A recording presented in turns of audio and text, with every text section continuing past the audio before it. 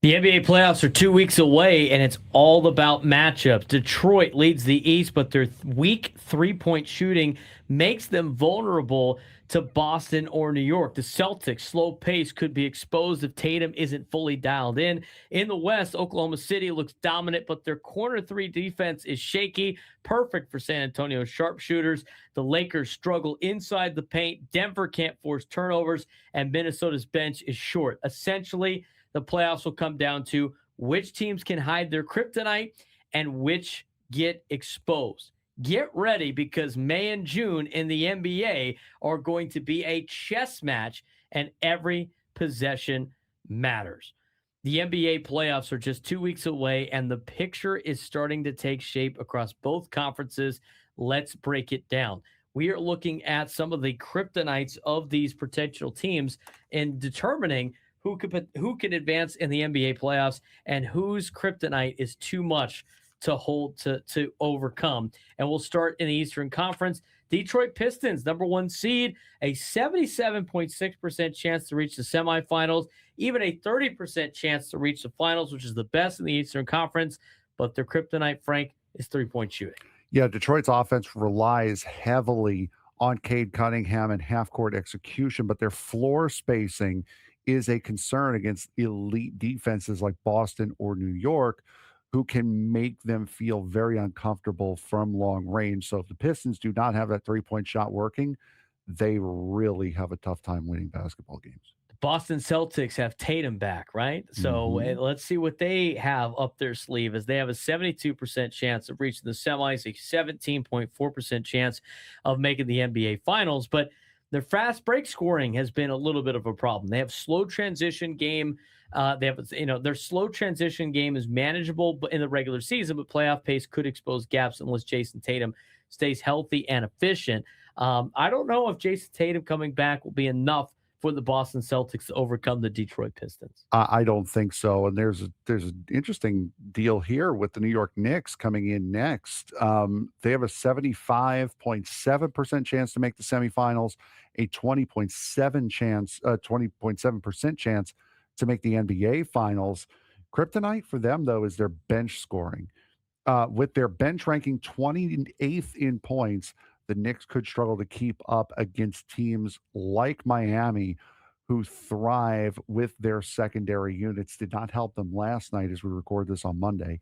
Did not help them last night as they ended up losing, I believe it was 111 to 100 against a pretty important team if they want to win the NBA championship. And that was the Oklahoma City Thunder. Let's talk about the Cleveland Cavaliers. 77.8% a chance to make the semis, a 20.8% chance to make the finals. Slightly better odds than the New York Knicks, but they can't stop three-point defense. And Cleveland's focus on rim protection opens the door for teams like Charlotte who can excel from deep, and that could be a matchup that Cleveland doesn't want to see early in the NBA playoffs. Yeah, absolutely. And that's something that the Detroit Pistons will certainly want to see at some point in the NBA postseason, with their three-point shooting being as hot and cold as it is. I'm sure Cleveland, they're really going to be in trouble. They're really going to be sweating it out if they have to face the Detroit Pistons at any point during the playoffs. As we move to the Western Conference, the three teams that we've talked about the most in these updates have been the Thunder, the Spurs, and the Denver Nuggets. And a lot of those reasonings are they are the best three teams in the Western Conference, but also they have the best MVP odds for their individual players on their teams as well, which could lead to what would you think would be a very highly competitive Western Conference and one that wouldn't have a lot of flaws. Well, Oklahoma City Thunder, who has a 91.8% chance of making the semifinals and a 55.3% chance of winning the Western Conference, they still are human, and they still have elements of their game that might hurt them late. And this is all you need to know about how good they are. Their biggest problem is corner threes. If that is the biggest problem that you have as an NBA team or any basketball team, you're in pretty good shape. I could see why the 55.3% chance of making the finals is as high as it is. Yeah, absolutely. They are a very, very good team. Now to the San Antonio Spurs, who have a couple more problems than just the corner three. They have an 82.9% chance of making the semifinals. They have a 26.4% chance of making the NBA finals. And pretty much, if it's not Oklahoma City, it's going to be San Antonio from what everyone's speculating.